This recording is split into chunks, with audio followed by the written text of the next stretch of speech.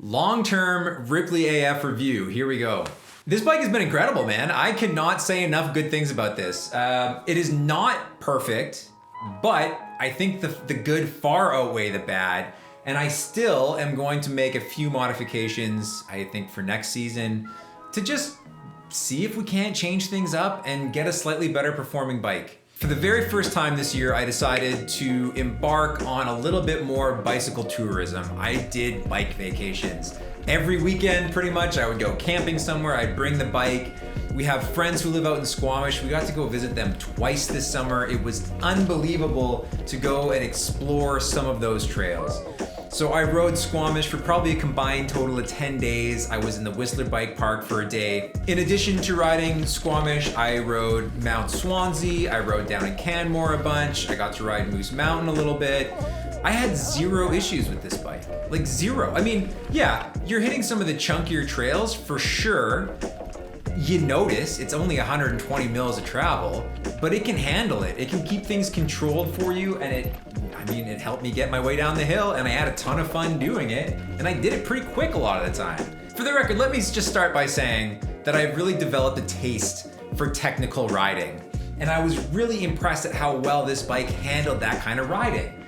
It's not that it's perfect, but it was able to allow me to explore that genre of riding with a lot of comfort and, well, not comfort, but with a lot of confidence. And that to me is more important than comfort.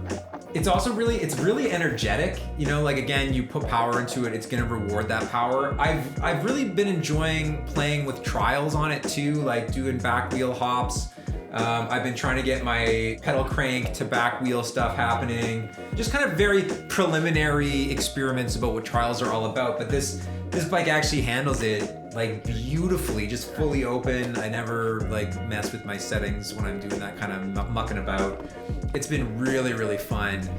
I just find like a very easy connection to this bike that I can explore stuff like that and feel very comfortable on it. I've run this bike with both a 130 fork and a 140 fork. The 130 fork I thought was fine. I didn't need more travel than 130. I was bottoming it, but you know, like once a ride or whatever. And the fork felt really, really good.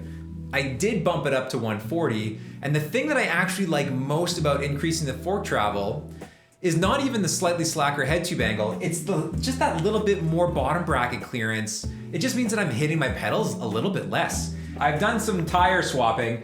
I've seen these on the shelves in stores, and they've come with a completely different tire spec than what I got. My tires are spec'd with a dissector up front and a recon in the rear.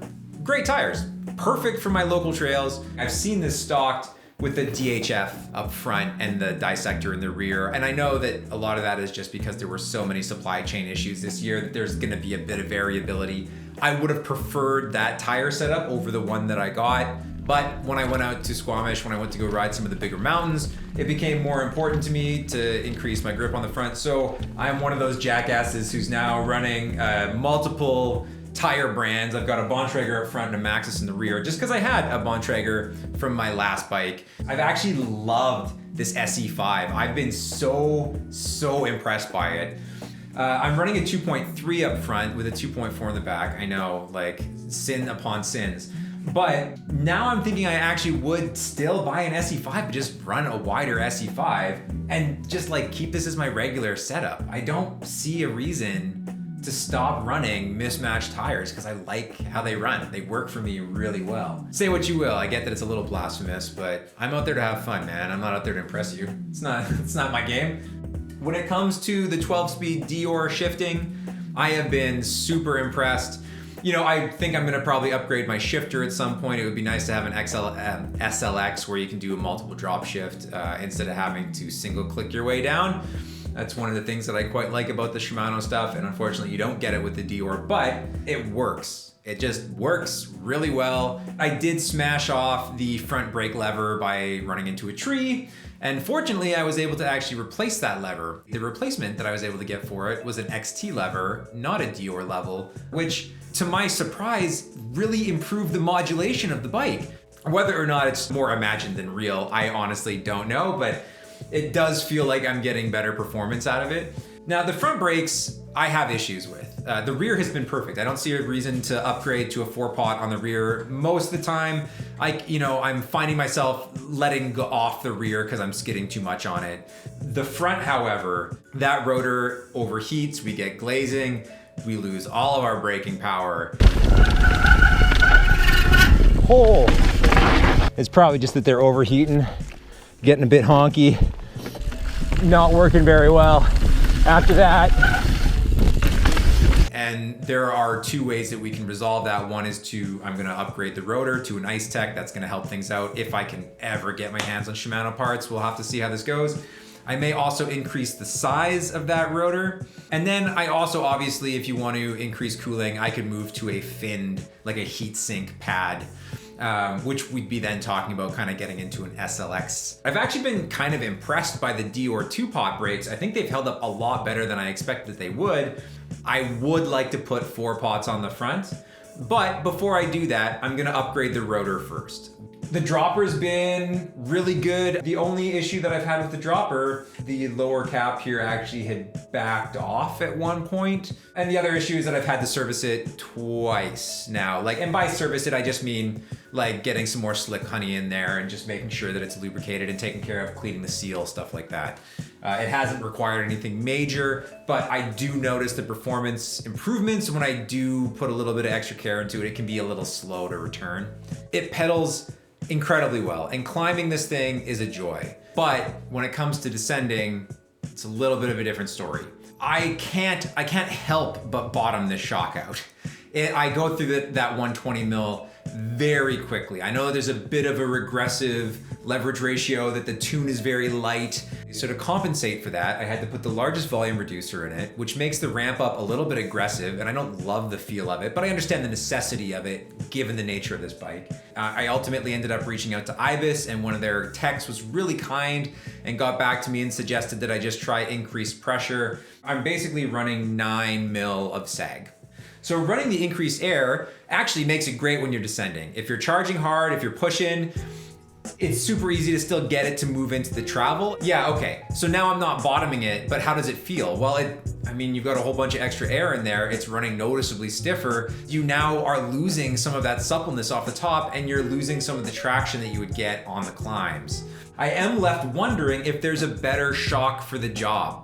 I suppose another possibility might be sending this shock in for custom tuning. That might save me some money. That might be another possibility, but it's something that I have to look into. If you have any particular opinions on that, I would love to hear back from you. The last bad thing that I want to talk about is our actual linkage. And this is kind of an old and often discussed issue, I think, with Ibis's, but I haven't seen it talked about so much recently. But we do have a catch in here that really is just the perfect size and shape to trap rocks directly on moving linkages. There's a lot of rock chip and damage to the metal and material in there, and it was something that I didn't realize until it had already sort of happened and become quite a significant problem.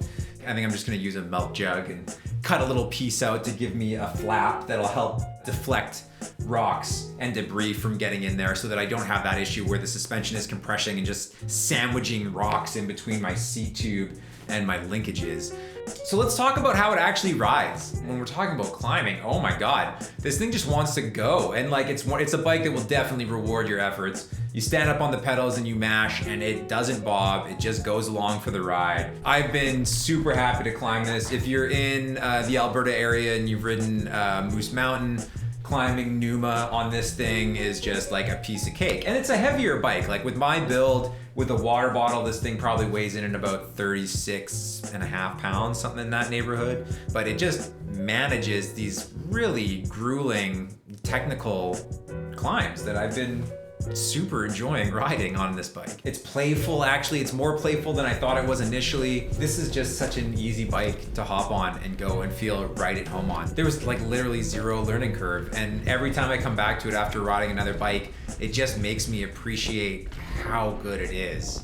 Now, again, keep in mind, it's not the smoothest, most comfortable ride. It's better than a hardtail, but you're still gonna feel chunky riding sections. I injured my ankle early in the year, and I haven't really been able to properly heal it or rehab it because this bike continues to beat my ankles to shit. Because it can charge so hard, I do, and then inevitably it ends up hurting my ankle, because of course, when you bottom this thing out charging like a maniac, yeah, you're gonna feel that.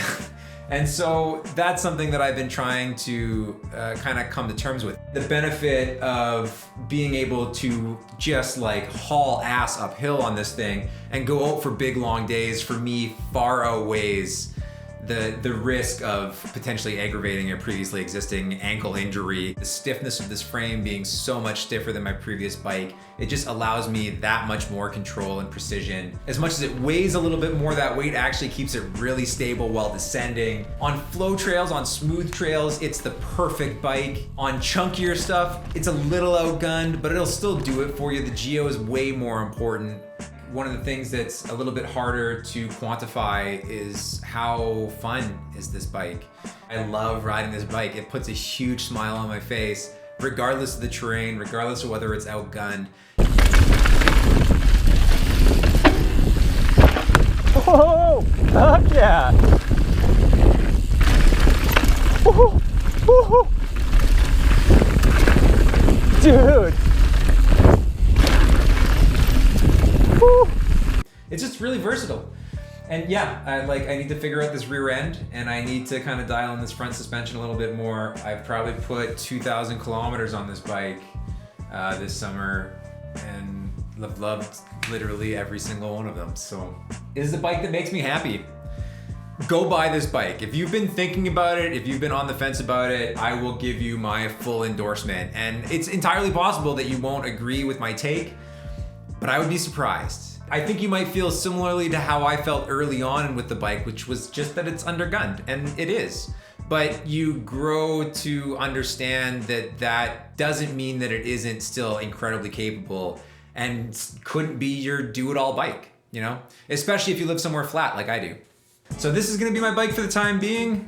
I'd like to get out to the Sedona Mountain Bike Festival, or more locally, something like Plaid Goat, and get a chance to demo some more bikes to kind of see, again, what travel ranges make sense to me. Because I would love to know where you start to be penalized in terms of pedaling performance and travel ranges. You know, is 120 with a DW Link that much better than 130 with a DW Link, or even 140 with a DW Link?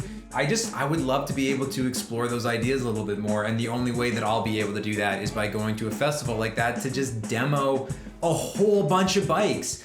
Thank you very much for sticking around and listening to my rambling rant about this beautiful, gorgeous Ripley AF. If you have been thinking about it, if you're on the fence, go buy one. They're incredible.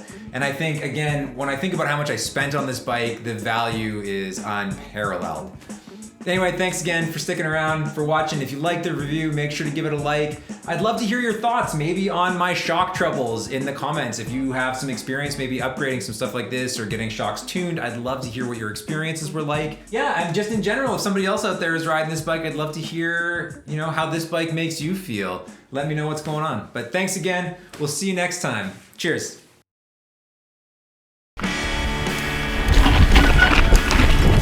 Oh! It is so loose, there's no traction in there. Like, you can't fucking control yourself at all. Whew! Loading! Oh! Whoa! Holy fuck! Was that ever lucky? Oh man! Oh man, was that ever lucky? Whew!